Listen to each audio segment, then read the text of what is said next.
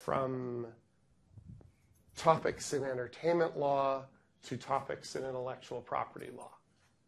The content of the course is no different. So I don't know if there are any other consequences that I don't understand of that change. If anybody knows of any, let me know. For some vague reason, I'm pleased with it. As a starting point, I'm going to switch off of this, but if you can go to videogame.law.ubc.ca. Feel free to browse around, but for the purposes of today, the most important tab is the syllabus tab. So maybe I'll just call that up.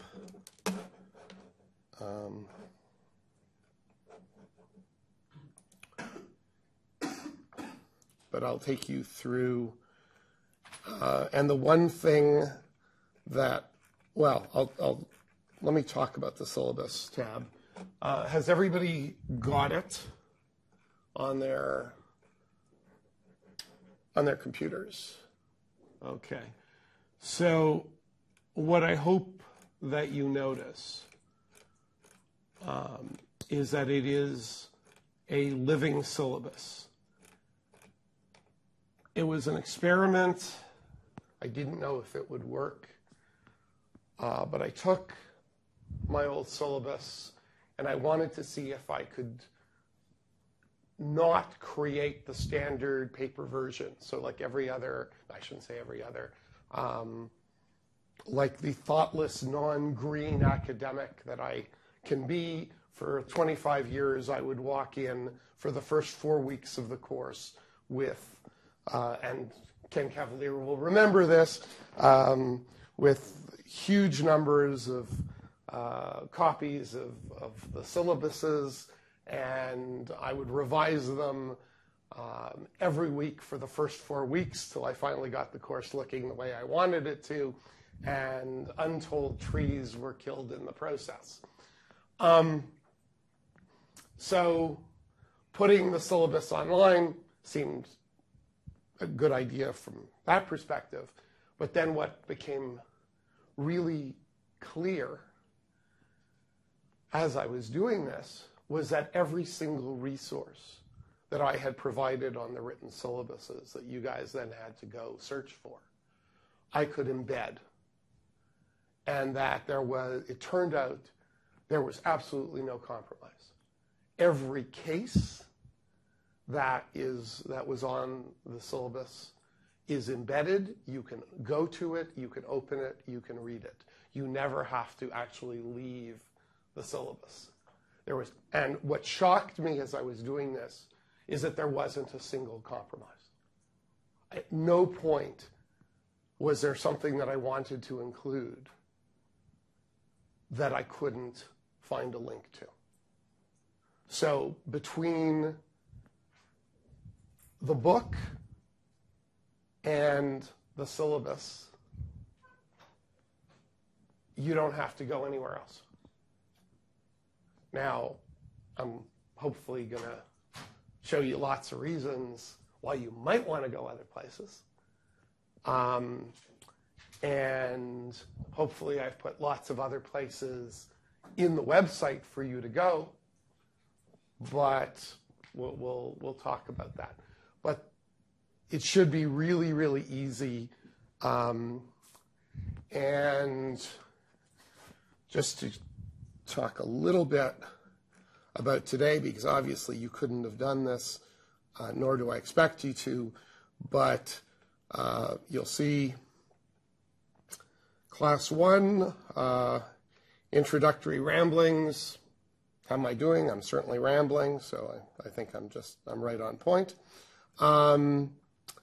Then a brief history of video games. This is something I will try and do for all the other videos, is put in the time. I haven't done that. But this is a 3-minute video. So it really is a brief history, and I'll make sure that all the videos tell you exactly how long they are. Then there's an interactive timeline, which is a bit laggy but quite cool. A short article, 25 Greatest Breakthroughs in Video Game History, largest space battle in history. This is important to the talk, and we'll come to it, but I've also found some video on it, which I will share with you. More relevant. So that's light, easy stuff that'll take you all of 10 minutes to go through if you're interested. Next week, all the cases, all the materials are linked. So your prep, and I'm going to talk about how the course is structured and what you have to do and what you don't have to do in a minute, but any prep you want to do is really in the syllabus, if you were like that. Now, critical point.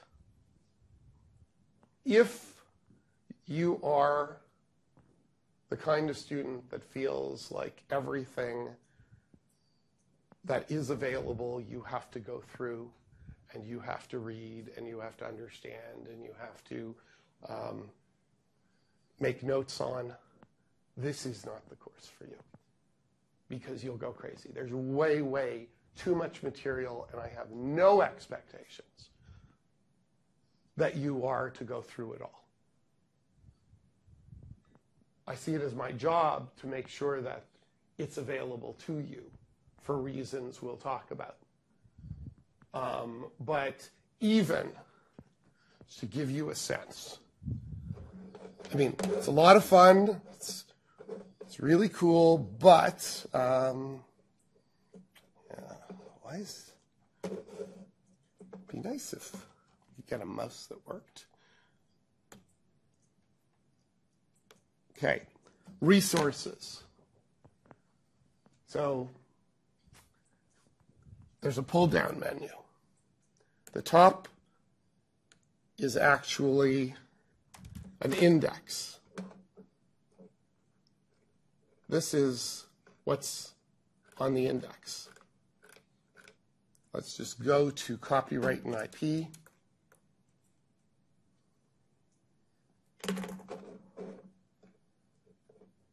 These are just videos.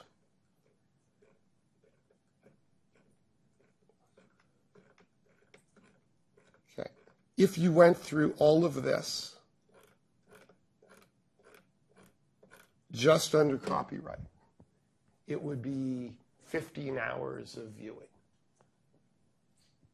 You're not going to do that, and you're not going to do that for a 2-credit course, and you shouldn't do that for a 2-credit course. So don't drive yourself crazy. Pick and choose. This is a restaurant menu. You can't have everything on the menu. And the course is designed so you don't have to have everything on the menu. And I promise, explain why it is that way. However, if you are interested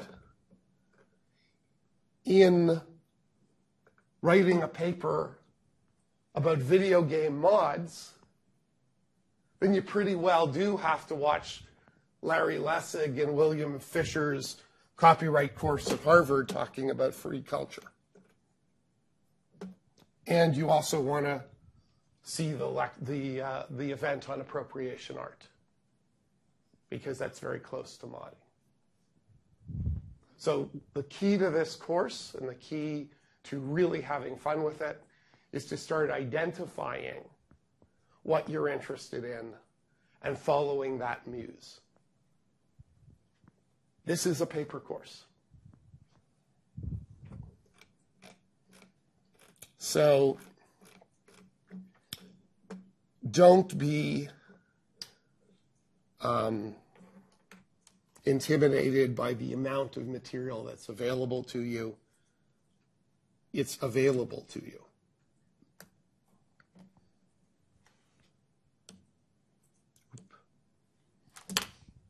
All right.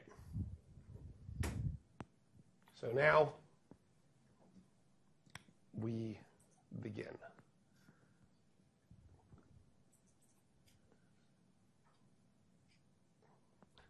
Let me tell you a little bit about how today is going to go and seek some input. Number one, stop me anytime. This is being recorded, but this is more or less being recorded for your convenience. There are versions of this course and last year's version of this course that are being repackaged for iTunes U, and that's not you guys. I don't know if we'll do anything with this video other than put it up on the website for your convenience. So last year's course was very informal. This year's course can be even more informal. And stop me anytime. I am not lecturing to anybody. I'm not talking to anybody but you guys. And the cameras are just part of the process and part of the experiment, but nothing more than that. So today, here's what I want to accomplish, and it is on the syllabus. I want to talk about logistics. So there is media capture. The experiment this year is, instead of having a cameraman in the corner, we're doing this with the UBC system. And I'm going to figure out how to get it on the website. You have releases. These are the same releases from last year, updated to this year. If anybody has any objections, please let me know. There is no obligation to be on camera. You can be edited out, et cetera, et cetera. Evaluation. More on that, hopefully in answer to your questions. This is a 70% paper course. It is 30% participation. Participation can be in any form you want. It can include, as it ended up including last year, very naturally, because the website wasn't even up at the beginning of the course, contributions to the website. Observations, they don't have to be blog posts. A few of them were slightly longer pieces, but it's very easy. Participation is participation. I've removed one part of participation that we had last year, and in past years, and that is any responsibility for speakers and organizing speakers, and would love your input on speakers, but the reality is that very little, what ended up happening were students were organizing things behind the scenes, and the speakers carried themselves, so there wasn't really a lot of back and forth with the speakers and student questions. So your energy is better placed not on what ended up being a logistical exercise, leave the logistics to me, but on making an extra blog post, or asking another couple of questions in class, or doing a little bit of research that maybe changes where the course is going. The structure of the class itself is going to be first hour of me and you talking on a subject, and all the subjects are in the syllabus, and then a guest from industry or academia who takes the second hour and has a presentation and a back and forth, and it allows you to get a lot of different perspectives. And not all of the guests. I'd say half to 2/3 of the guests will be lawyers, but the others will be creators or video game executives or coming from a slightly different perspective. Last year we had about 4 or 5 video guests in by means of video. It worked pretty well. I'd like to reduce that to 2 or 3. And part of the reason is there are a lot of people who I think are interested and willing to speak to you guys. And the course has gotten somewhat established. So I don't feel like this year is going to be at all about scrambling for guests. Not that last year was, but this year should be even easier. That said, would love any input. If you have people you'd really like to hear from, whether they're here or they're remote. Last year we had Jez Purwall, who's one of the leading lawyers in the field, spoke to us from London, England.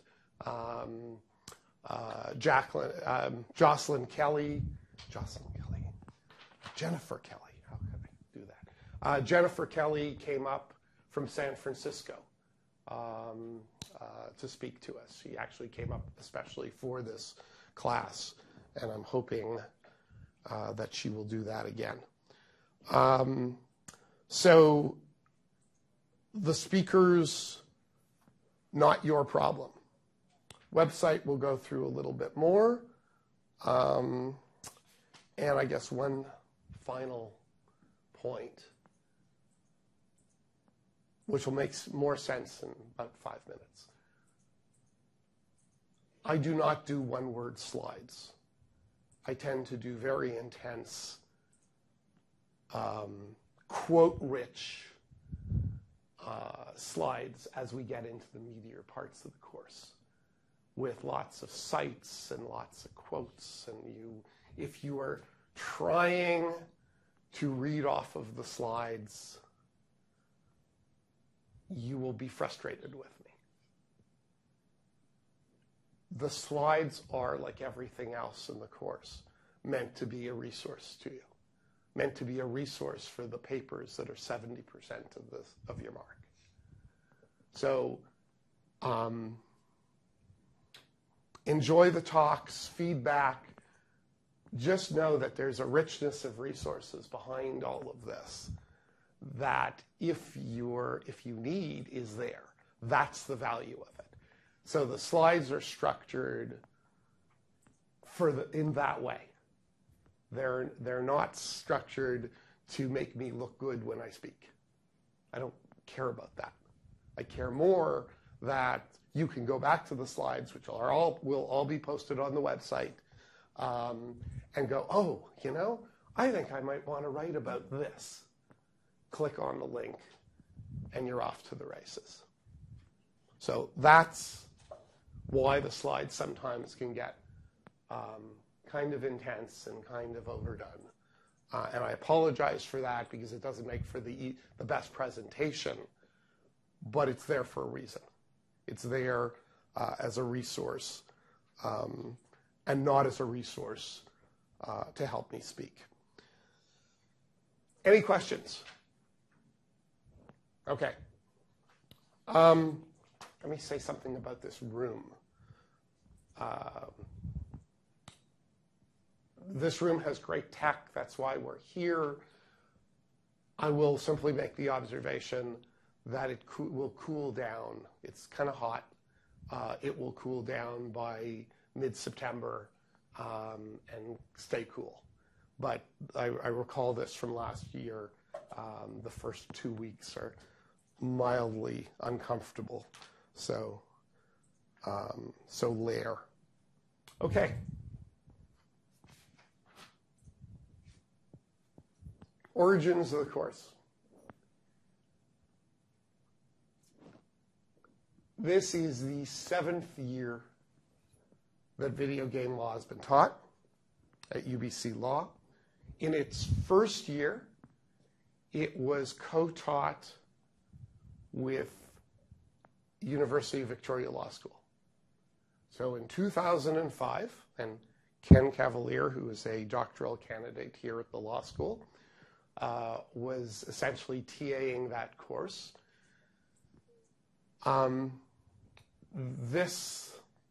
These little experiments around video and websites and all that stuff really date back to 2005, when Ken and I decided, because both law schools wanted the course, that we would take 12 students at UBC, 12 students at UVic. We would join them by video conference.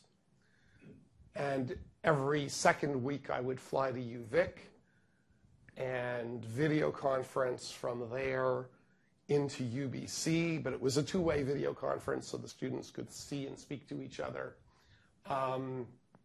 And every other week I was here, obviously.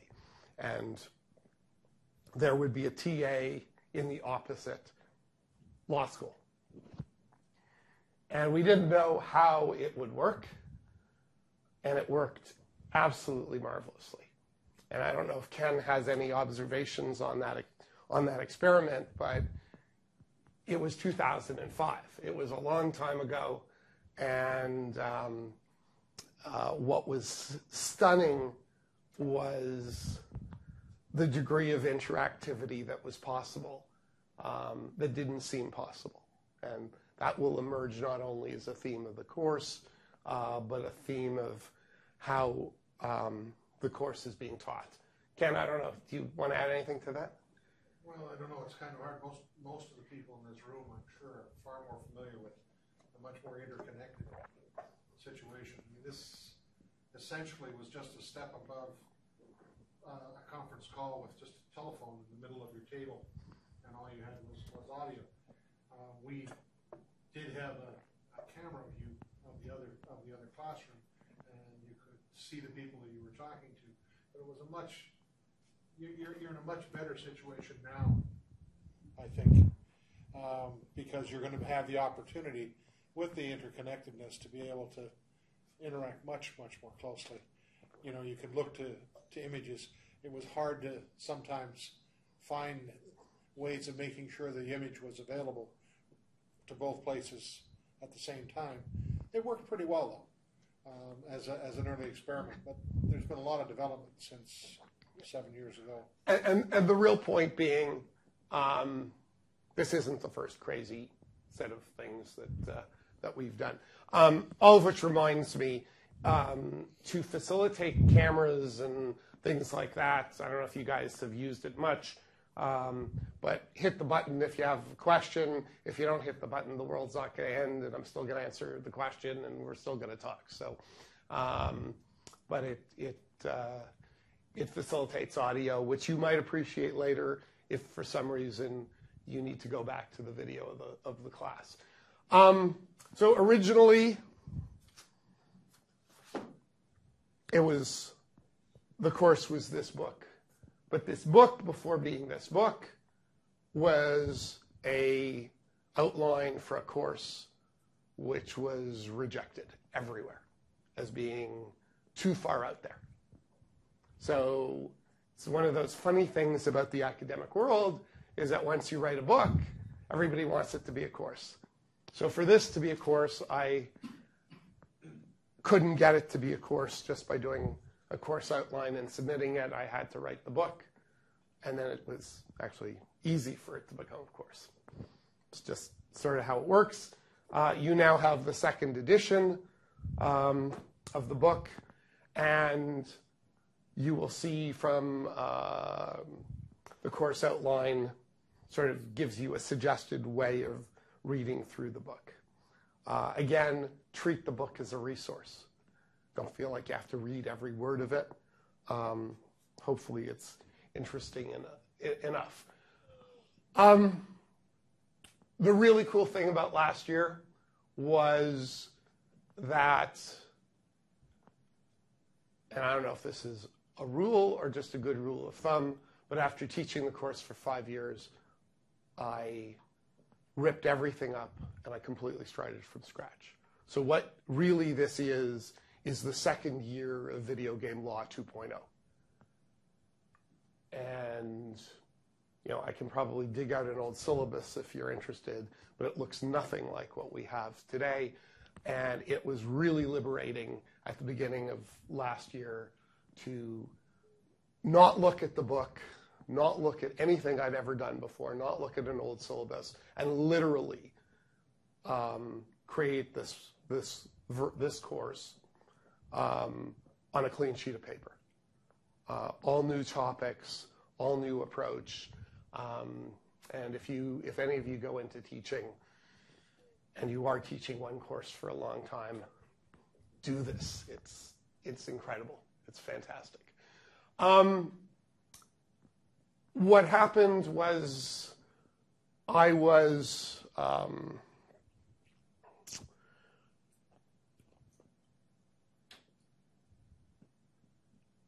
watching a wonderful professor from Harvard give a course on the history of religion on iTunes U. And I thought, gee, maybe I should do that. And I went to my colleagues at the Center for Digital Media, and they said, yeah, do that. We have resources. It's all great. Went to the law school, and I'm the associate dean, who's fantastic. Ben said, absolutely, go for it. And then got an email, got sort of the classic uh-oh email that said, you need to meet with the folks from the UBC Center for Learning, Teaching, and Technology because they know about this stuff. And let's just make sure that, this idea flies. So I thought, okay, this is dead. This is never going to happen. Met with CTLT. They seem to love it. More meetings, and the course is starting last January, and in December, CTLT says, you know what, you really can't do this with student camera people. You need a dedicated camera person. The law school video capture system isn't working. You're going to need money to get a camera person. Okay, project's dead. But do write an email to the associate dean. December 14th, December 17th, he says, we'll figure it out, go ahead. Some sort of miracle. So from there, if you go to the website, you will see under videos all of the raw footage in HD of last year's classes. That's being edited as we speak into a nice, tight iTunes U course, which will be released probably starting in October and may, in some way create more visitors to the website. At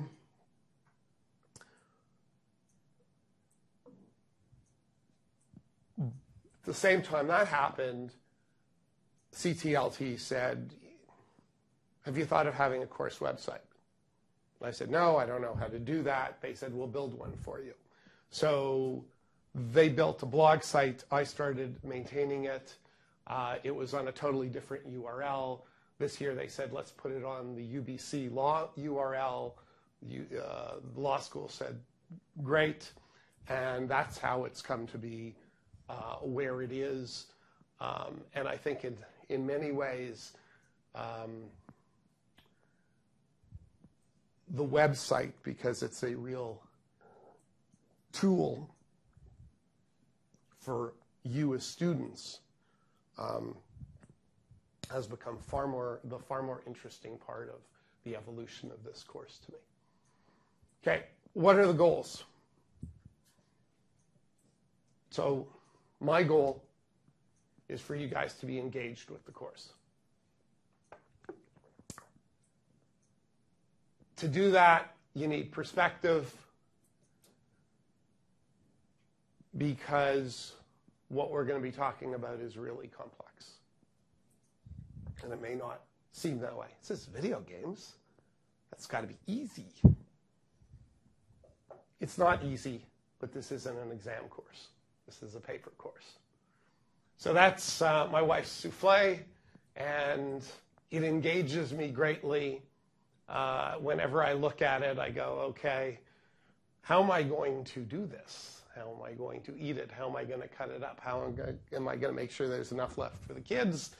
And all of that becomes appreciating the complexity of the problem in ways that, for the sake of argument, my 17-year-old son, who I will refer to frequently in this course, may not take the same, may take a more simplistic view than I do. Briefly should mention, so that's the first version of the book. If you're interested, I've consciously not done a bio. I will do a little gaming bio for you, but it's on the website on the About page. If you scroll down under there, there's a bio somewhere in there. I was a senior VP of the CTV television network and was the first general manager of a station called VTV, which is the station at the corner of Robson and Burrard. We were the first all-digital television station in North America by dint of timing. We had first-generation Sony digital equipment in 1997. We were the first to have it delivered. So it's sort of an accident of fate. The same week, and we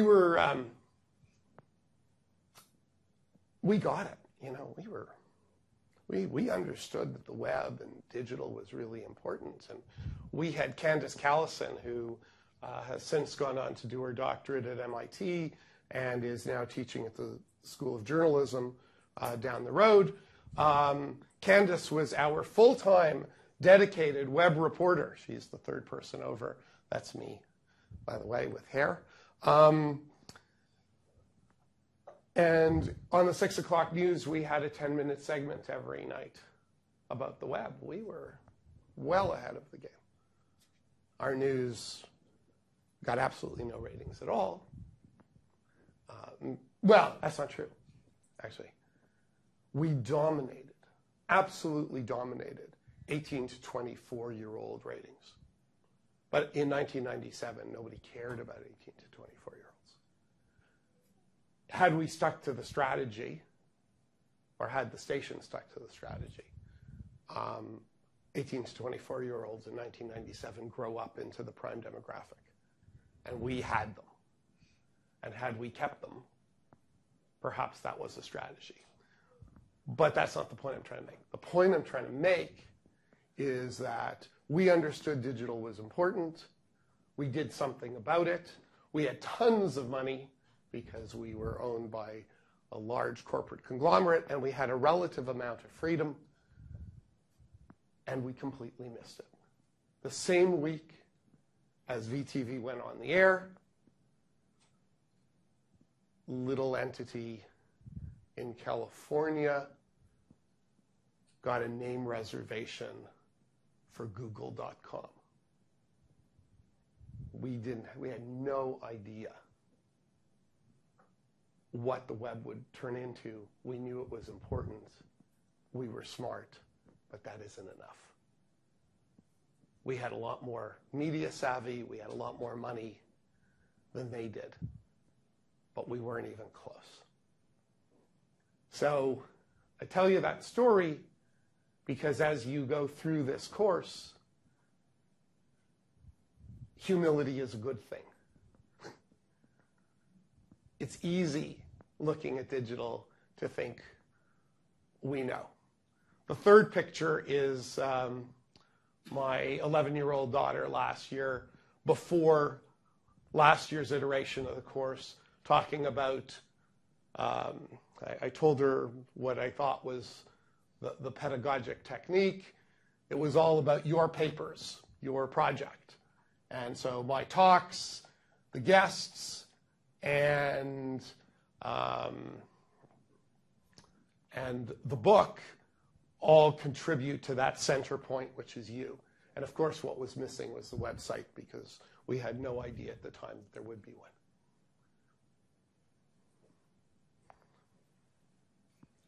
So there is an idea about what this, I could be completely wrong, but engagement is interactivity. Not having a lot of it in this class, but hopefully that will change. And games are the best model of interactivity and engagement. If you play video games, you know what I'm talking about. So now, a lot of academics out there are experimenting with trying to turn courses into games. That's not what this is about. Trying to use the theory of what makes video games engaging to make the course engaging. So it's a twist. We are not going to do this. You know, there are actually courses, not law courses, but where people are trying to build virtual worlds and the students are learning in the virtual worlds. Not even going anywhere near there. That's the best I could do with a font without paying for it. So. Any questions so far? One question that comes up every year for 7 years, so I'll just try and take it away, is do you have to be a gamer to take this course? Absolutely not. It will help with some of the lingo, but this course is not about video games. While I'm at it, one other thing. There's absolutely no reason for you to watch the videos of last year's classes. It's nice that they're up on the website. They are of no use to you. Hopefully, the live interaction is much more useful. All right, so nice theory, John. Law school should use game mechanics to be engaging. What does that really mean? Okay, means you're on a quest. What's the quest? Great paper, great contributions, great mark. Open world. Hopefully now it'll start making sense, especially to those of you who are gamers. That's why there's so much material. And that's why it's everywhere. And I do not care how you get through it. I don't care if you take your own linear path. I don't care if you meander through. I don't care if you start at the end and come to the beginning. I don't care if you start in the center and go out through concentric circles. Those are your choices. This is a video game model. What's important is that the terrain is there, that it's mapped, and that you have tools to go through it. So, open world, take your own path. And it shouldn't be really hard. What I would suggest is that you take the first 2 or 3 weeks and just start identifying the areas that you're interested in, and then focus more and more on those areas. And by the end of the semester, focus almost exclusively on those areas in whatever are your contributions to the course, your blog posts or what, just turn yourself into your own character and make that character stronger and stronger. This is a law school thing. You have to play from both a first person and a third person perspective. If you're a gamer, you know what I mean. Third person is more objective. First person is very personal. And in law school, not just in this course, you need to do both.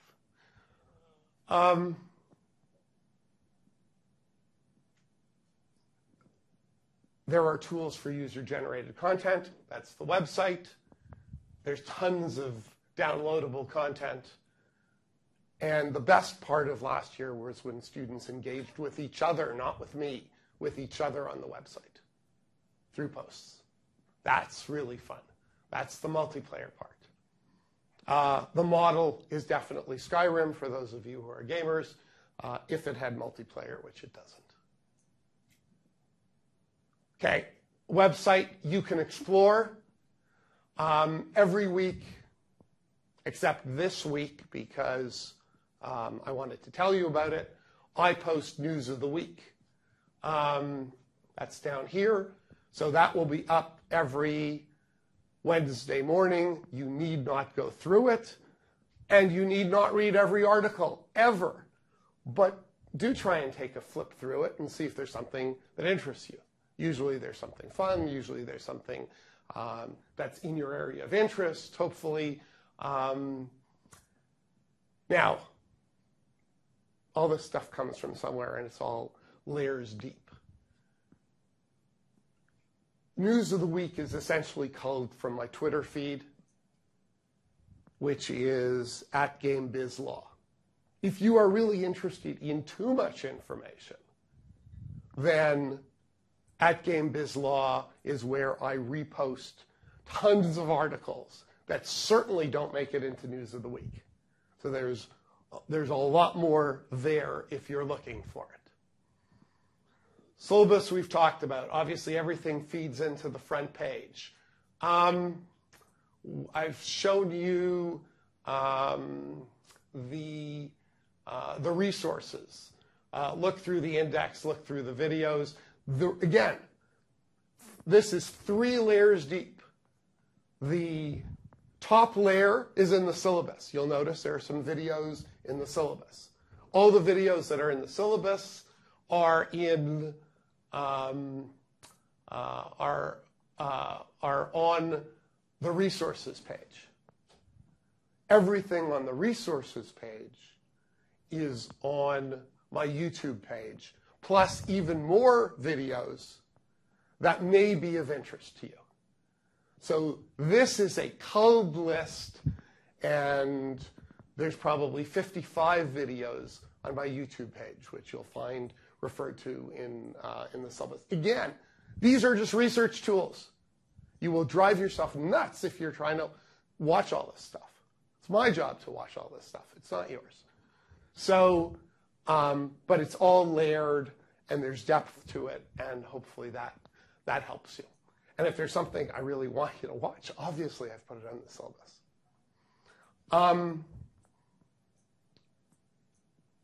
This is where you engage. It's called Issues Your Take. It's the third tab. Obviously, everything that you post as an author will go right to the front page. And the reason you're authors is the website is open, but somebody who is not you and is not an author cannot start a string, cannot post, can only reply. So nobody from the outside world can do anything but reply, and anything from the outside world comes through me as an administrator, and I have to approve it before it even goes on the website. Your stuff goes directly on the website. I have some right of censorship as administrator, but it's post facto. And I've never censored anything. So, okay, me very quickly. Pong in high school, in the bowling alley. In television, in law school, at McGill, tons of hours and hours and hours with my friend Peter Hamilton playing in television baseball. He ended up being the gold medalist. I ended up not even being close.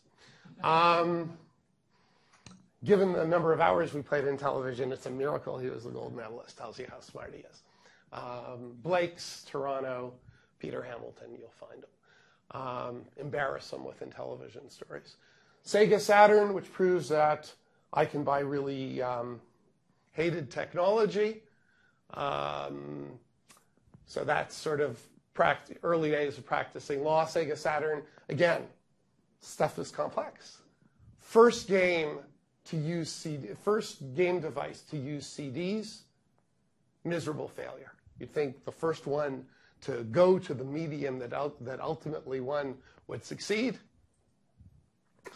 Then, this is at least important in my evolution, game called Grand Prix Legends.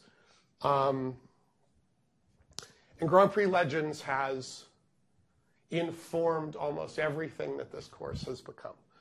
Grand Prix Legends was a game created in 1997, and it had as its virtue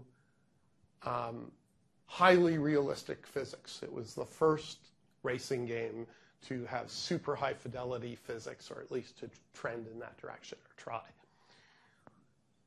It was released essentially as an unfinished product. It was meant to be finished, but it required video cards at a time where there were barely any video cards. It required steering wheel and pedals, when that wasn't at all popular and wasn't just available in any GameStop. But it was a beloved game within a community. And what ended up happening was the community fixed the game and built a game that had multiplayer that worked, which the original game didn't. Had obsessive levels of detail in mods. There was a string on a website posting little art modifications to the Monza racetrack. And if I recall, the number of pages on the website that took up on the blog was something like 500. And there were incredibly detailed arguments about this poster or that poster and the placement of where it was at Monza. And people would post pictures of 1967, which is when the game was set. And it was just crazy, obsessive community stuff. And the first time that I played a multiplayer version of Grand Prix Legends and realized that I was playing a live game with someone in Norway and someone in North America, in South America, and someone in Italy, and we were all playing the same game at the same time, and actually racing each other, was for me a profound moment. And that, of course, led to the full-on cockpit, and this is set up in our family room to this day. I still race the successor to this game, which is called iRacing. You can look it up. There's a case that we'll be talking about, which is the iRacing case. And then this is my embarrassment. My embarrassment is that more often than not, my gaming these days is playing bridge on my iPhone. And since academics and university are about intellectual honesty, I have to be intellectually honest about that. Okay, a couple of more quick topics, but before I do,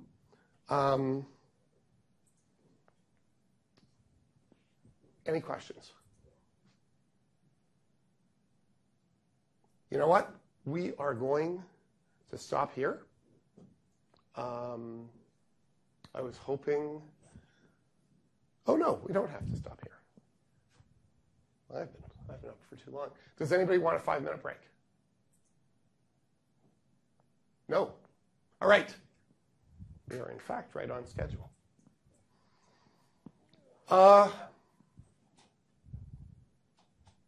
Anybody ever here, has anybody in your first year, show of hands, who's in second year? Okay. Who's in third year? Okay.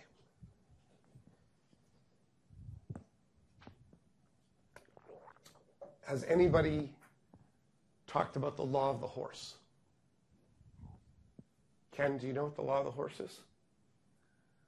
Okay, look up law of the horse. You will find a debate an academic, a legal academic debate. Not a debate about law, but a debate about legal academics dating to the mid-90s. And the question was, is internet law a subject that should be taught in law schools? I know this seems like really crazy. How could it not be? But there was a paper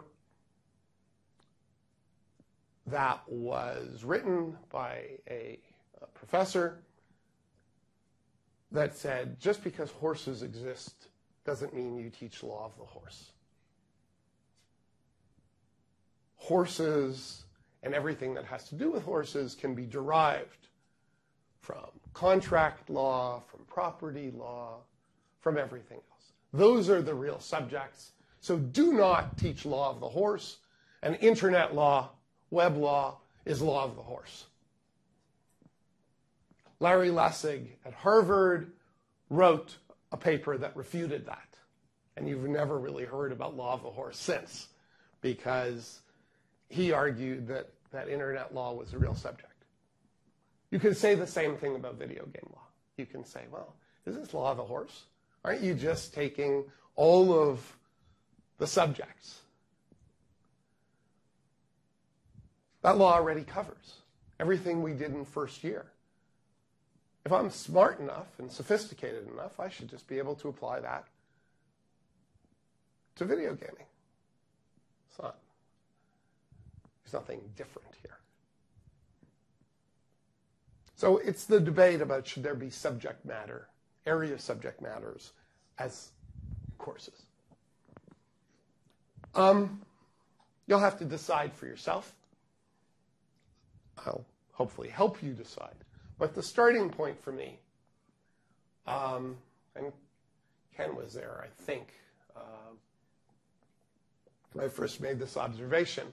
I've taught media and entertainment law here for many years, in different iterations and different decades. And the course that is still available to you. And there's a huge difference, it seems to me, if I'm being appropriately reflective about it, between video game law and media and entertainment law, even though it may look like the subjects should overlap. Media and entertainment law really does have a long series of cases and precedents that go back into the 1880s, 1890s, 1850s, even. And media and entertainment law has grown very incrementally. And very substantively. So I can, the casebook I did for the library, for the UBC library for media and entertainment law, was 6 volumes long. And I could, maybe just for amusement, I'll bring in the index. If you stacked them, they were about this high. Because it was all ascertainable. To the extent we're looking for law involving video games, the first cases would have been the early 80s. So we don't have that much law. That's number one. Number two, and this is something you really have to decide for yourself. Does digital change everything? Is it a paradigm shift? And my feeling is that what we're really talking about is web law, video game law, digital law being what string theory is to Newtonian physics. Entertainment law is Newtonian physics. It's in the real world, it's substantive, you know what it is. when you look at modern physics, everything breaks down when things become really, really big, like at neutron stars, or really, really small, at subatomic particle level. And video game law is a bit like that. It's like we're living at the extremes, and we're living at the edges. And that's a really interesting place to live, but it's also a very uncertain place to live. So why am I saying we're at the edges? And why is video game law remotely important? Why is it just as frivolous as it sounds? Well, the reality is that there's been a lot of money in video games for a very long time. And therefore, it is well ahead in terms of technology, pushing technological envelopes, than can be imagined. So what are the firsts? And please add to this list if you see something that isn't on it. Interactivity. Even the first video games at MIT, when they were experimenting in the late 50s, were multiplayer and could be played across the computer system from one side of the campus to the other. People don't really focus on that, but it was so. Control mechanisms. We had control mechanisms not before keyboards, but arguably before there were really functional computer mice and things like that. And we've now moved control to a whole new level. Voice control. Games had voice over IP before Skype had voice over IP. Let me give you an example. I have, given what I've talked about in terms of pedagogic technique, I have this idea for the website that I would like to implement over the course of this semester if possible. And I don't know if it's going to be possible. And it's a really simple idea. I want, very narrowly defined, I just want any two of you to be able to write a blog post together in real time. So sort of Google Docs, if you guys have used Google Docs, where you can edit each other's stuff and see it in real time. And have a video link, even just a voice link, to each other, so you can talk about what your post is going to say. I really would like to have what I've called the student connectivity layer. I think how you guys, I think in law school, in all school, what's really key is you guys teaching each other. Much more important than the relationship between the professor and the students is the relationship between the students. What happens when you come out of class? Hopefully not this one, but property law. What did he say? What does this mean? You're not going to the professor most often. You're going to each other. And that's how most learning really happens. So it shouldn't be too much to ask that we can figure out some way, with all the focus on digital pedagogy and all these huge departments, and not just this university, universities around the world, to do this very simple thing that I just talked about. But it doesn't exist. And we're working on it, and CTLT and I really are working on it, and hopefully we can figure something out. But I want this embedded in the website. I don't want you doing a Google Hangout and doing Google Docs and then transferring it into the website. I actually want it in the website. That's the magic. Well, video gaming figured this out ages ago. And in a way more complex way. Because my son is talking to his friends, sometimes who are half a world away, about how to capture the flag and what strategies they're going to use. And they're all looking at it from their own perspectives, but able to see everybody else's perspective, able to talk to each other about it, and have real-time 3D video in front of them that they're interacting with in real time. Way more complex problem. And we're trying to solve this very simple problem. So that's what I mean by video game leadership.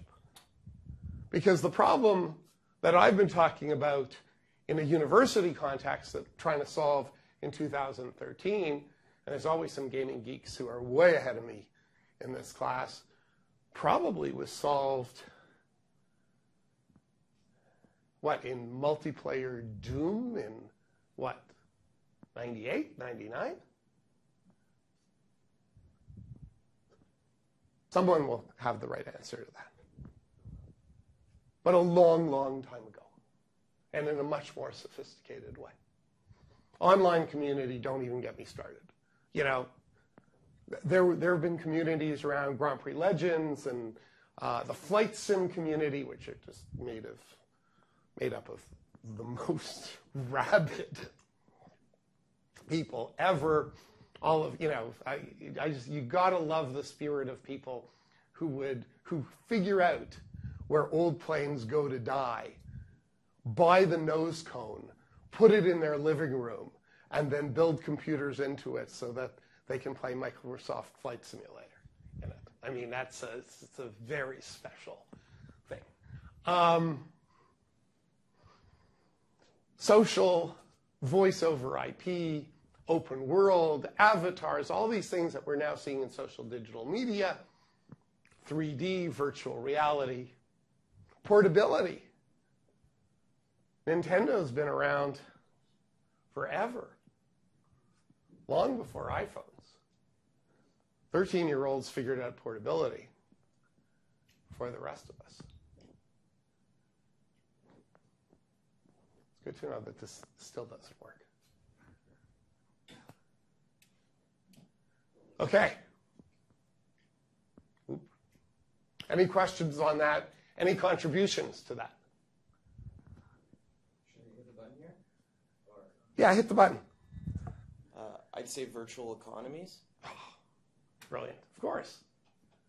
Virtual economies have existed in games long before all this Bitcoin stuff. Leaderboards.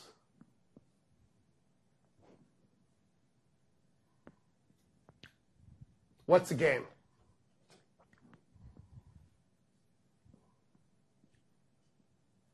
Game is play.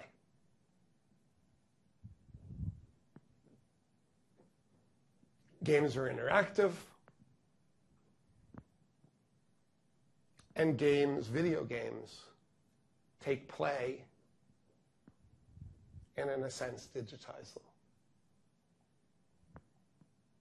And you guys are young, and I envy your youth. But I also had a digital 3D richness that was neither digital nor 3D. And it came from comic books. It came from pinball machines. I wasn't a D&D player. But all of these things were the antecedents of video game culture. They didn't have the digital part. And they still, to some people, certainly comic books mean a lot. I have reacquainted myself with Spider-Man, in fact, in the last few years, which was my comic book of choice as a kid. So, how are games different than other media? And so I want you to think about television, because you guys still watch television. Statistics show that you watch it less than other people do, and less all the time, but you still know what a television is. And so what's really fascinating is that in my day as a student, in the mid-'70s, late '70s, as a law student, the cable bill would be a priority item. I imagine most of you don't even have cable bills, and you're just taking everything off the computer. And if you do have a cable bill from Shaw or from TELUS,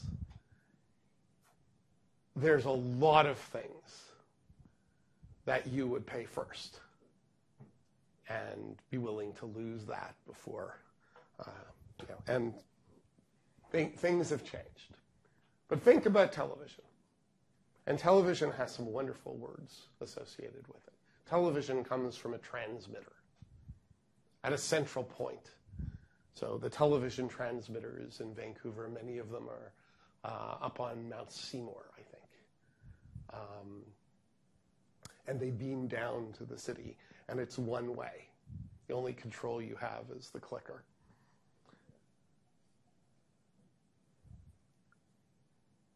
So in the television paradigm, there's a transmitter and you are the receiver. Video games flip that around. Whether you really are or not is a little beside the point, and I would argue that you are, but you'll decide for yourself. Video games make you feel, that's inarguable, like you are the transmitter. And the game is going where you take it. The game is the receiver. You are the transmitter. It's a complete 180. That's the paradigm shift.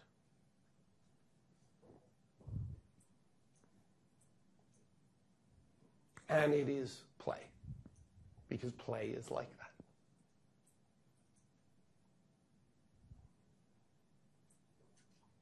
We'll come to gaming as evolution in a minute, because we'll start wondering why we play and why we game. But before we go there, this is a Twitter conversation I had with one of your antecedents. Michael Hirschfield is a graduate of this law faculty, is working in New York with one of the, some magazine named it one of the top 50 startups in the United States.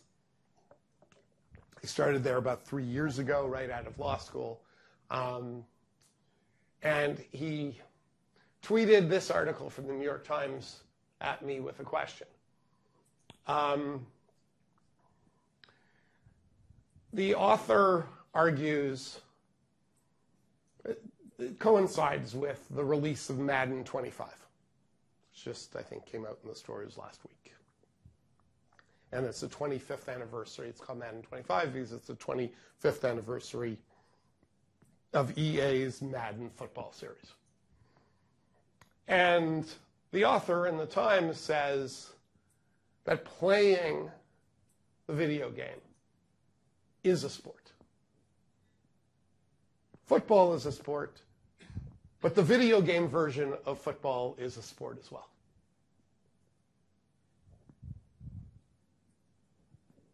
Interesting. So Michael's like, come on, that's ridiculous. And the best I could do is to point out the obvious, and that is that both the video game version of Madden and football itself have a common origin as a game. And that's the common denominator, and that's why there's this semantic debate about is it this or is it that? And, I do the old academic trick of, deriving, well, it's the legal trick of going to the root common denominator. Let's go back to the original Latin, and the original Latin in this is that both are games. And then I totally avoid the question. And he comes back, video games are not a sport. And the best I could do at that point is the standard, but is bowling a sport? Is auto racing a sport? Is billiards a sport? Et cetera, et cetera. So that's sort of where we left it. But I want you to think about this. And obviously, and you'll see in many sources on the webpage that the sport of video gaming, where teams compete for big money on television and on Twitch TV, is actually happening. I don't follow it, but it is happening. And iRacing, which I mentioned, thinks it's a sport. Go to iRacing.com, and virtual auto race, it treats virtual auto racing as a sport. And there actually is a NASCAR iRacing champion crowned by NASCAR, not by iRacing.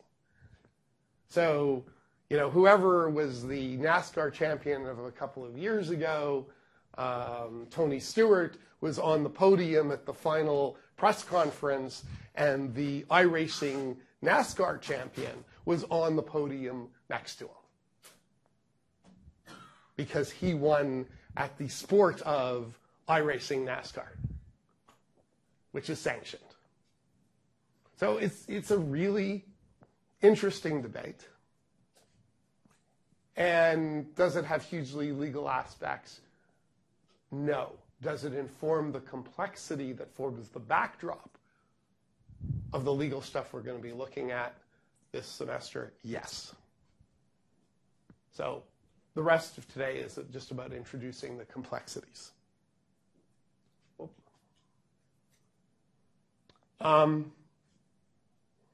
Any views? Are games sports?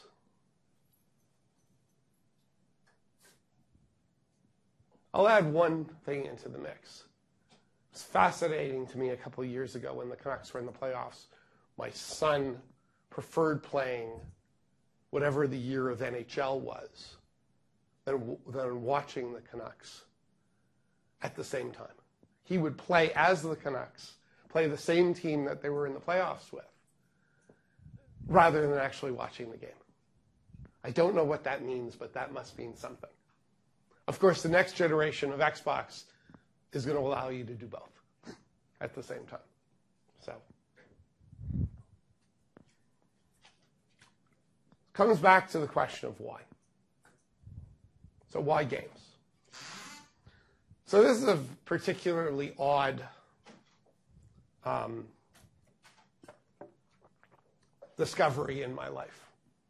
I've met a relative of mine by the name of Leon Festinger, who I knew was a very famous psychologist. He passed away in the mid-'80s, but I met him in the 70s. And he's best known for something called the theory of cognitive dissonance, which if you're an old psych major, you will recognize. I didn't know until this year that he's also, some papers that he did in the 40s were about students, in fact, were the source academic pieces on which the notion of open spaces in offices was based on. So he provided a theoretical framework for why we now don't have closed-off offices and why open offices and open contact is the rage. It's not really a gaming thing. Before he died of cancer, mid-'80s, and obviously, although he was a second cousin, we weren't close, so I don't know what he knew when. But in the late 70s, he closed his lab, his psychology lab, and he felt, and he tells the story in this, which was his last book. he tells a story of feeling dissatisfied about investigating more and more about less and less, and feeling that he hadn't answered any of the real questions in life. And when you look at what he accomplished as a psychologist, he did a fair bit, but he still wasn't satisfied. So in the introduction to what is essentially a book of cultural anthropology, he wrote something in the introduction. I only came across this about 3 years ago. And you can only imagine, well, you can't imagine. It affected me greatly.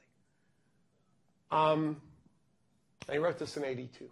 Equally strange is our general, so he starts wondering about questions we haven't answered. And in that context, equally strange is our general addiction to games, both physical and mental. The profusion of games is fully startling. Card games, board games, word games, ball games, electronic games. 82, I remind you, so you would have written it in 80. We even assemble in huge crowds to watch others playing games. What does all this mean? Do we simply get easily bored and cannot tolerate inactivity? I can find nothing in the literature of scientific psychology that helps me to understand such bizarre behavior. And that's part of his motivation in writing the book and doing the explorations in the book. He felt there were a series of unanswered questions, and one of them was games. So, a possible answer is that games play an evolutionary function of some sort. So I'm quoting notes from my colleague at the Center for Digital Media, Kimberly Vole, in her game design course. Neurons that fire together wire together. So that's how evolution works. Fun seems to be something our brains use to keep us doing something to the point of mastery. So fun is functional. Games are fun. Games are functional. Now let's go back to the gaming firsts I talk about. If you were a gamer, Matt, you were among the first connected, digital, community-oriented people. You were evolving in ways that social media is helping us evolve today. Now, whether this is changing us physically or just culturally, those are subjects for far more august academics in other faculties than this one.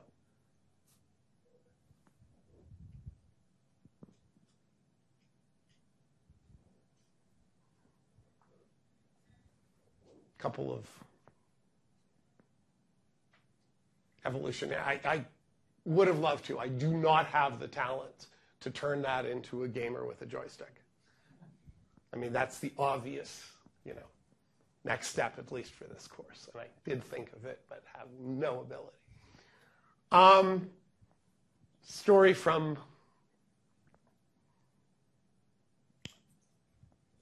three weeks ago. 5,000-year-old gaming tokens found in Turkey. So artifacts that have no functional purpose other than gameplay of some sort. Pretty interesting. Good article, just explaining the biological hardwiring and a bunch of, again, this is a typical example of this course. If you're interested in this, then you'll go there. If you're not interested, you won't. But it cites a bunch of other academic pieces and research. And if part of the paper you write takes you back to some sort of evolutionary theory around gaming and video gaming and play, you'll want to read that article. This next one, I just love this. I don't know what it means, but I think in the evolutionary context, maybe it means something. Does anybody remember Mega Upload? Okay, so you know that he was taken down in New Zealand, and now there's a whole bunch of controversy around whether, given the latest revelations about the NSA, he was spied on, and the evidence that was used to take him down was illegal in the first place, and in fact some New Zealand courts have found that aspects of it was improper. In any event, he's quite the character. Has done some very interesting and excessive things. But what I didn't know until he was arrested was that he was at the top of the leaderboards in Modern Warfare. He was at the very top. He was the top Modern Warfare 3 player in the world when he was arrested, and he fell off the leaderboards because he couldn't play from jail. It's really interesting to me. That, maybe it's just excess and just another example of excess. Or maybe it's something else. And then this last piece I find really creepy, but you may have a greater tolerance for it than I do. People are playing games with living microbes and have figured out how to actually play games with living microbes. So two humans are manipulating microbes to play games against each other. And I can barely read the article because it makes me want to hurl. But not on ethical grounds, just the thought of playing. I don't know why. If somebody has a good psychological answer for that, I'm interested. But it sure is interesting, and certainly from an evolutionary theme, humans playing games with other living things suggests the old science fiction canard of greater, more evolved species playing games with us. That this is just some version of the Matrix. But you also got Michael Vick, and you've got chicken fighting. I know. And I think that's the part that's revulsing me, is that I identify it with playing games with anything that's living. Strikes me as... They still regard bullfighting as a sport? Yeah. Hockey's violent. I mean, for some reason, it bothers me, and that may say, may more about me than anything else. But in the notion of evolution, it's kind of fascinating. I'll leave it at that. So, we come full circle. This is just so much fun. A couple of weeks ago, end of July, there is a gigantic space battle in a game called EVE Online. And if any of you know what EVE Online is, it's a particularly fascinating game because it's meant to be an amoral universe. It's intended, the game is intended that way. And so, it's attracted a lot of players. I didn't say immoral, and I didn't say moral. I said amoral. And that's the intention of the developers. So it's truly a play space. And they had the largest space battle ever.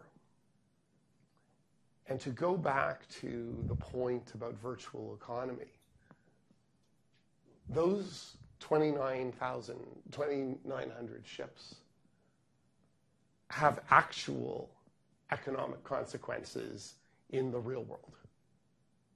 a lot of people lost a lot of money playing that battle. And it's fascinating. Last night, I did put it in there. I posted on the YouTube page, and I will move it onto the website page today, a 5-minute YouTube link of the battle. For those of you who are EVE Online gamers, it will look fascinating. To those of you who are not, it will look incredibly boring, just a bunch of lights going off here and there. In either case, it's worth 30 seconds of your time just to see what this looks like. So we come to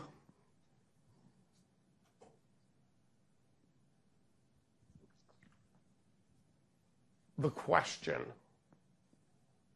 which remains a question, of what the function of play is, leading to the function, or leading to the question of what the function of gaming is, leading to video gaming. So how in the world does this have any legal consequence?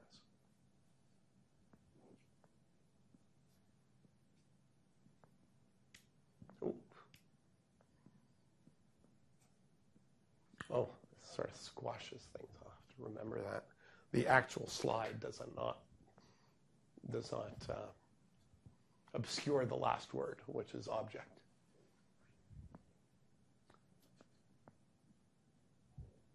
Games are not protected by intellectual property.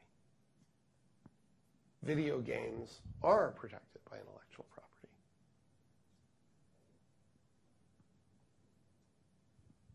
So we have this interesting straight line that we've been talking about, and this interesting evolution that we're talking about. Play, game, video game. All video games are is a digital version of a game. Yet the law creates a bifurcation. So instead of this linear evolution, it turns into a Y, the letter Y, a split, where you have play, game, video game, in terms of legal consequences. So we will explore that next week and start talking about creativity and talking about how intellectual property law starts creating constraints of various sorts around games. So I didn't want to keep you the whole time. I'm actually pretty happy with the schedule. And I really want to do one or two things.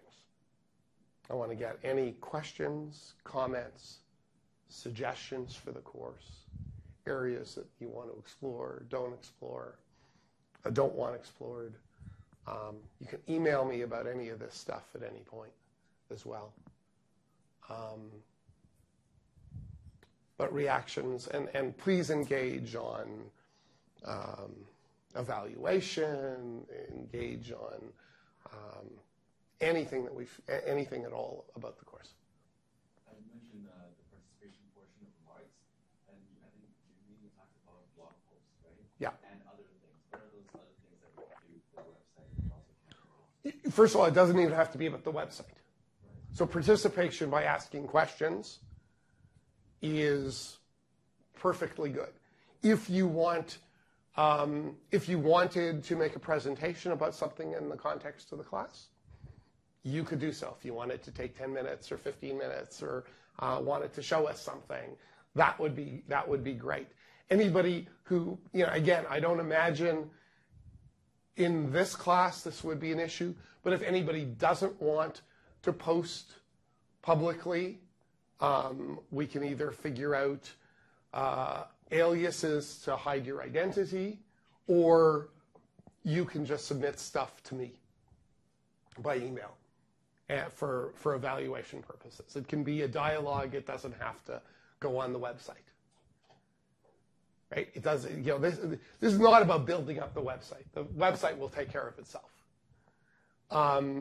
And when you comment on each other's posts, that totally counts. This is not about, it's not like, oh, whoever authors the post gets a mark. Everything you do counts. It's only 30% also. So, don't knock yourself out on this stuff. Strategically, and remember at all times this is a 2-credit course, and I'm not trying to turn it into a 4-credit course. So your best strategy for the course is to follow the things that interest you, start identifying areas that you might want to do a paper in, and explore those things with all the resources that are available to try and write a really good paper. And then as you become expert in it, comment on those things. Now, there's, last year the website was sort of accidental, but there was, some wonderful impacts. There are students who don't like speaking in class, but write these wonderful posts. And it was an outlet for them. And last year I wasn't even marking, blog site stuff, and people were engaging. So the notion is to make it easy. And the notion is just for you to be engaged and to enjoy it and to have fun. And some of this stuff, like the EVE Online thing, yes, it's got some really interesting implications that are legal and that are behavioral. But on one level, it's just a giant fun fest. People suspending their lives to have the largest virtual battle in the world. I mean, maybe I'm being just such a guy, but that sounds like fun.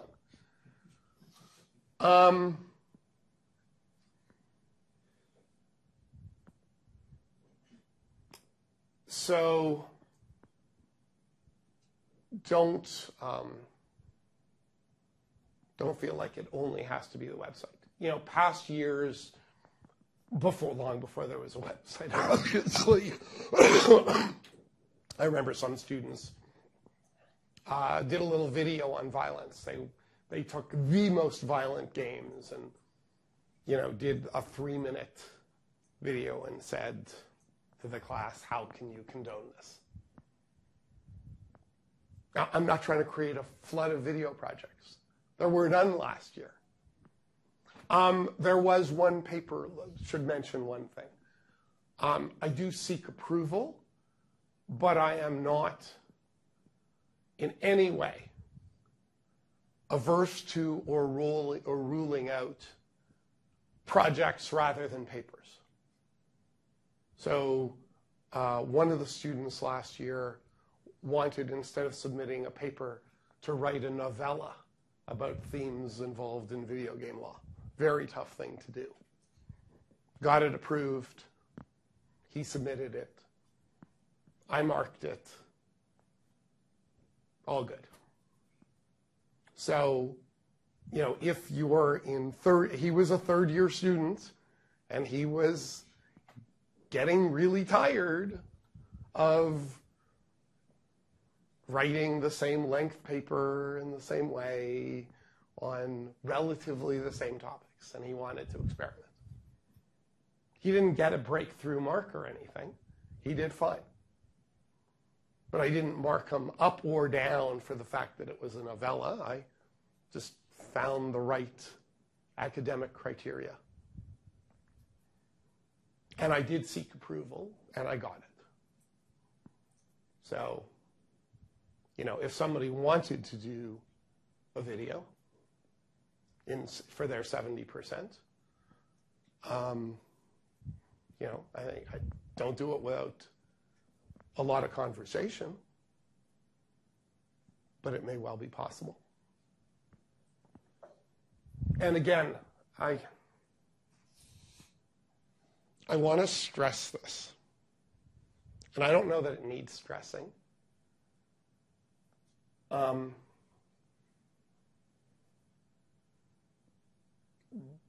But you need to hear this, and you need to hear it clearly.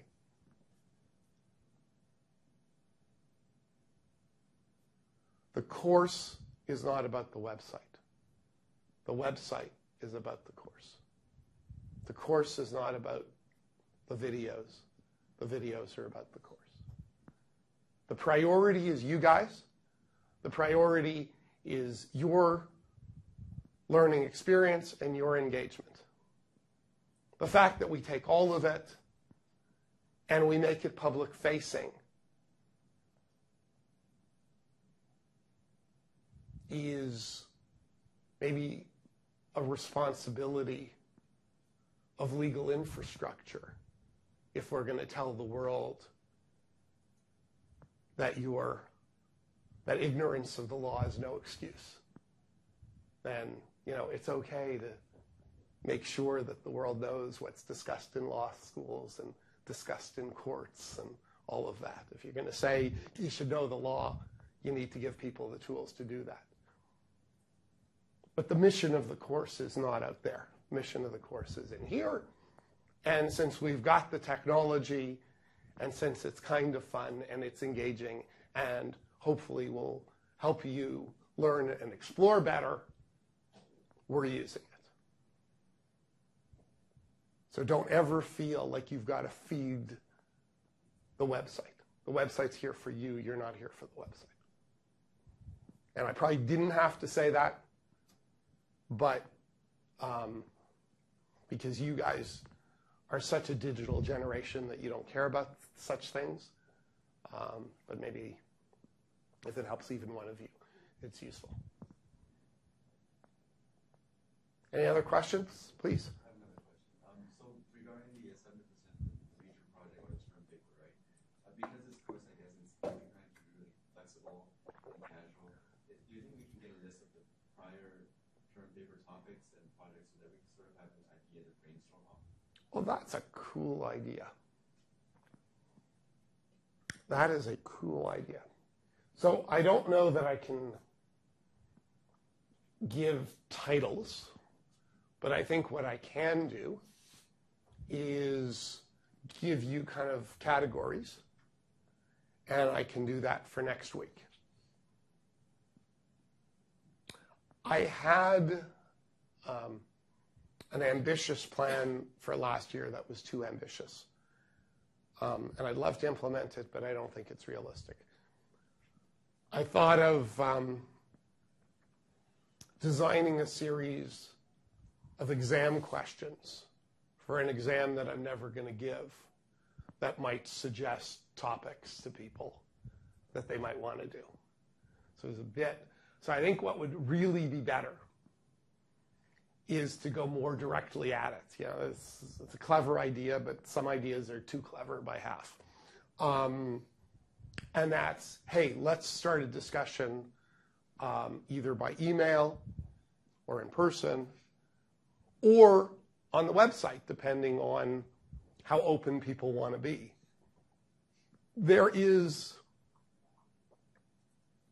It will not surprise you that in any given year there could be 2 or 3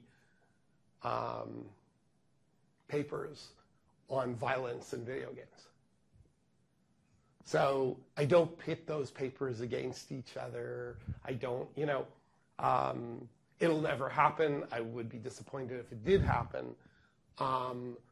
But if 20 people were fascinated by mods in video games and there were 20 papers on mods in video games, that doesn't disqualify the class. The course is designed so that hopefully each of you have taken your own path to that paper. So I don't know that anybody should feel too proprietary about paper ideas, but I understand that law school, even though it says it designs itself to not be a competitive place and be a cooperative place somehow at times undermines that notion. But I can certainly start posting paper ideas. And you will find during the semester, I will very often pause and say, paper idea. And I do throw that out there a lot.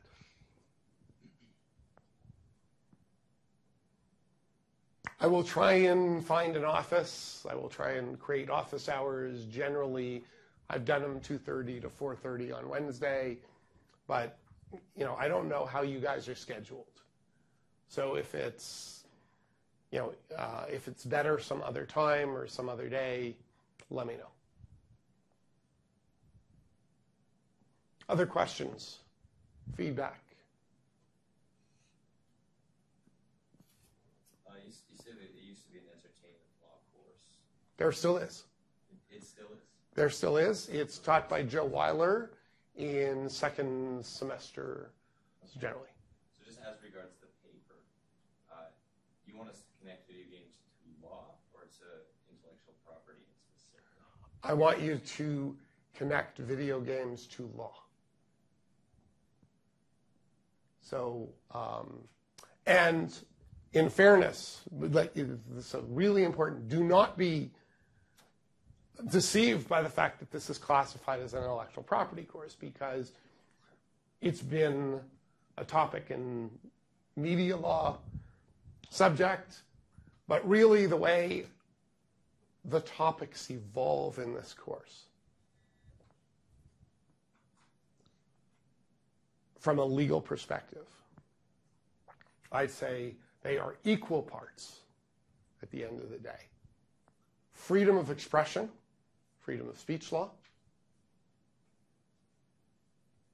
copyright with some other IP, throw in some trademark and patent issues, but mostly copyright. Contract law, sleeper issue. You won't see this, generally you won't see this coming. But I'll challenge you.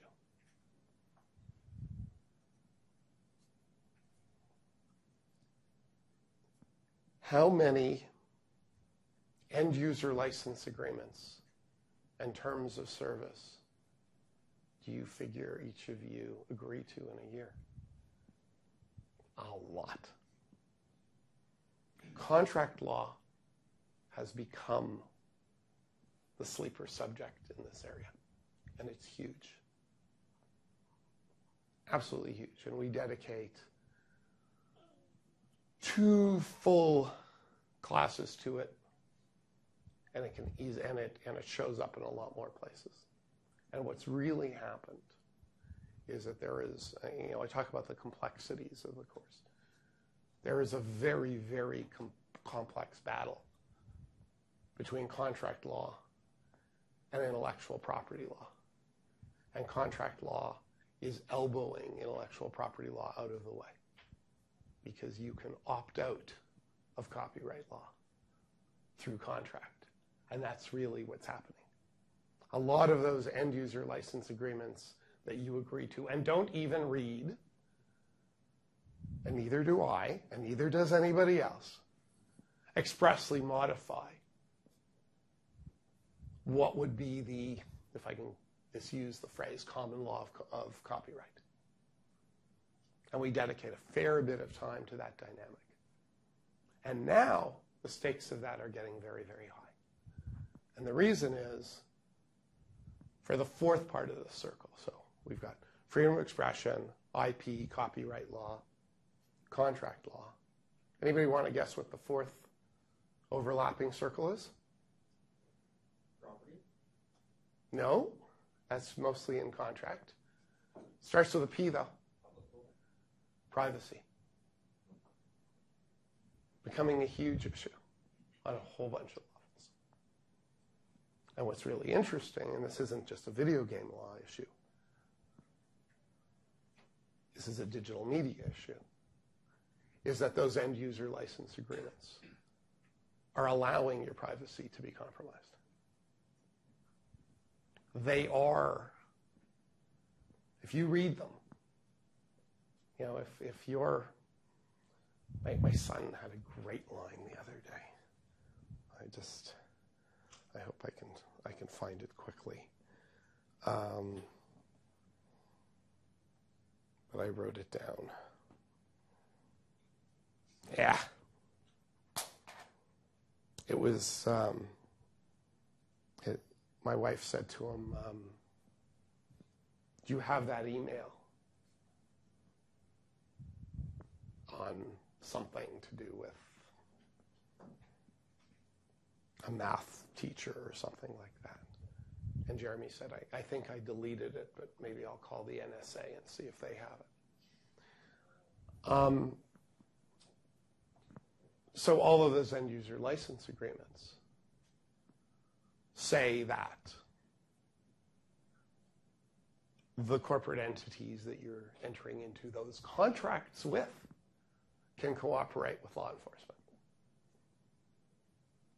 So you're in a really interesting position if you want to say, hey, you know, I want my privacy.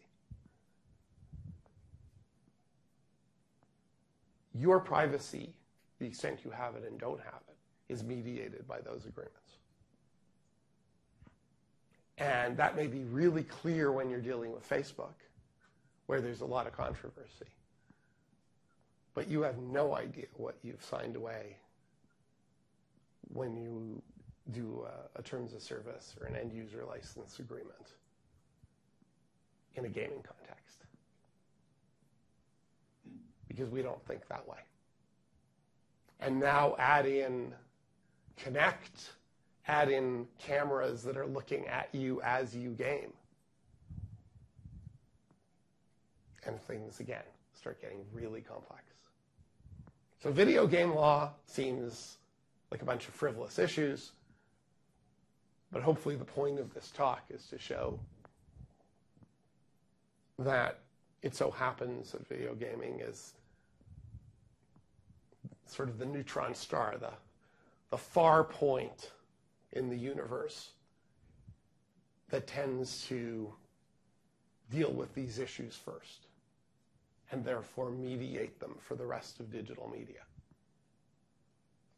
And even if it doesn't mediate them for the rest of digital media, at least by looking at gaming, we can perhaps, it's fair to say, see them first.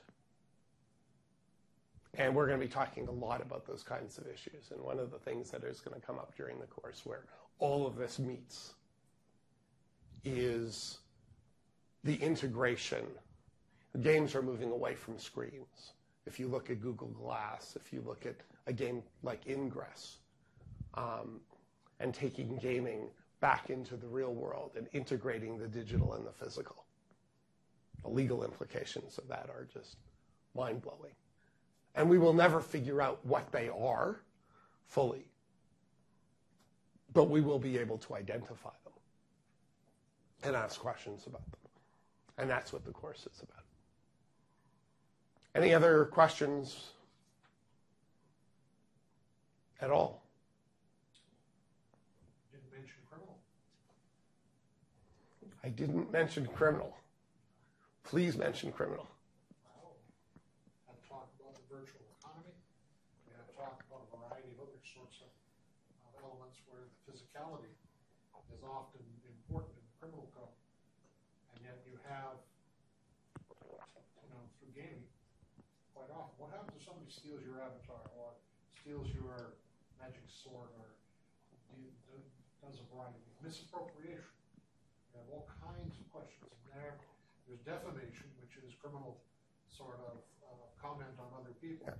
So the criminal code can often still become involved for these things. And then you have all of the sort of licensing, regulatory sorts of problems that are there as well. So there's a whole fifth area that well, I think it's fair to say 5 and 6. You mentioned property law, and property is that's where you start getting into avatars, virtual economies, and those issues. And the other stuff I tend to subsume in freedom of expression, but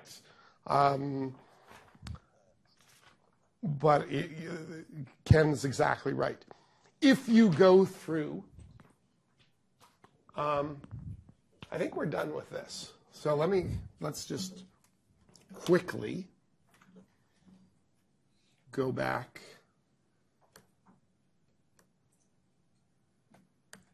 Here. I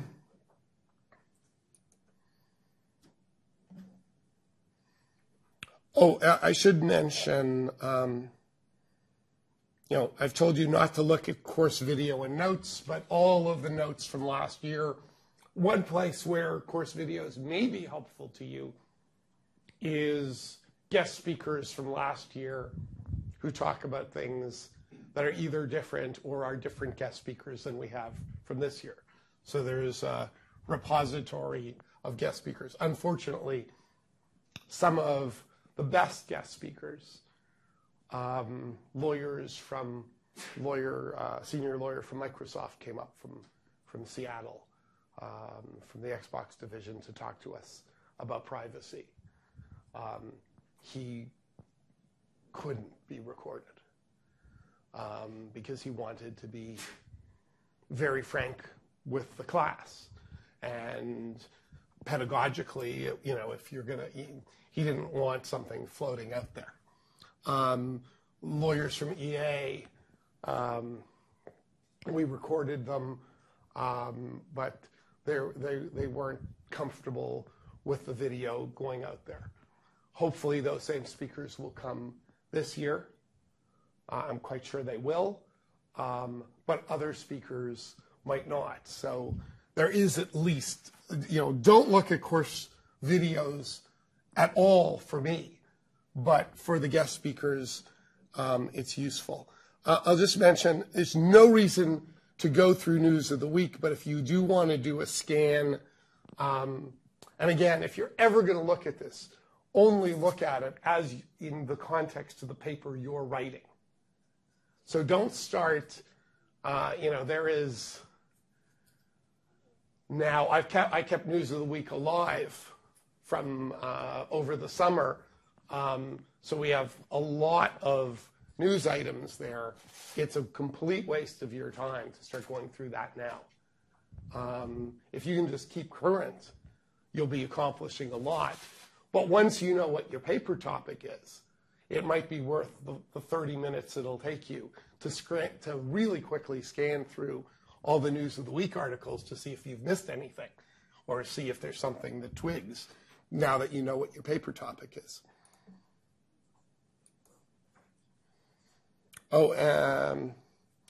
It's not a big deal, but under About, there is a thanks page to all the people who have contributed in the course. And now, syllabus. So there are basically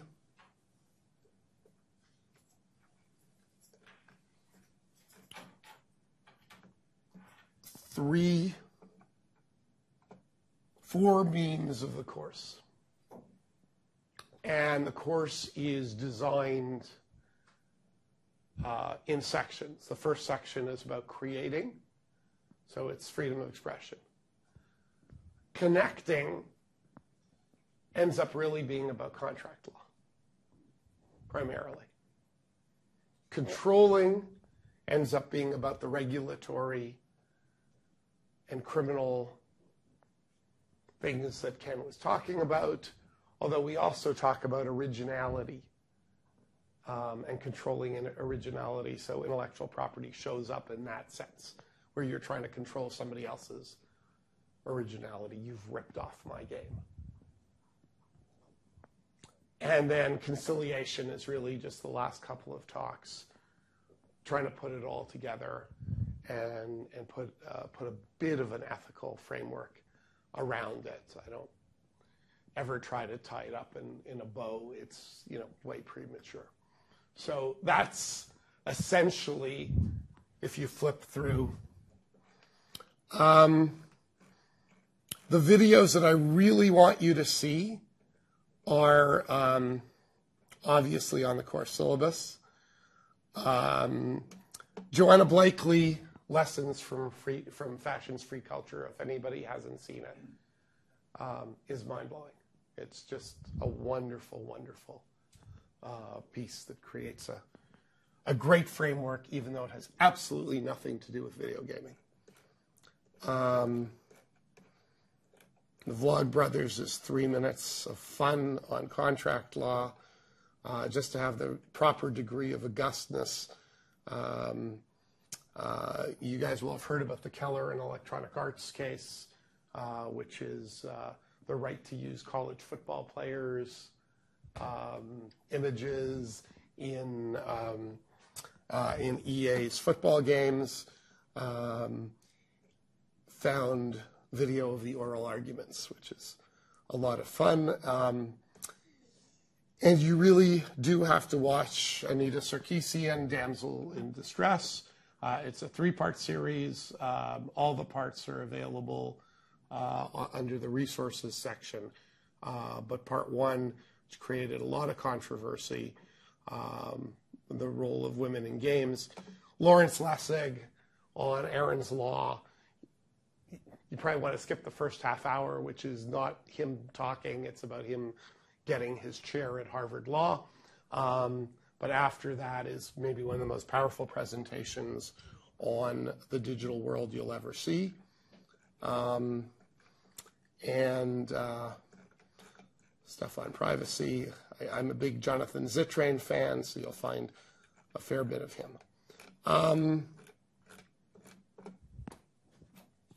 And through there, you'll see parts A, B, C, and D. I'm going to let you go.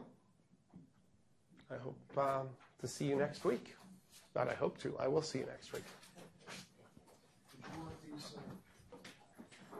Oh, yes. And not today, but in future, I do take attendance because it helps with the 30%.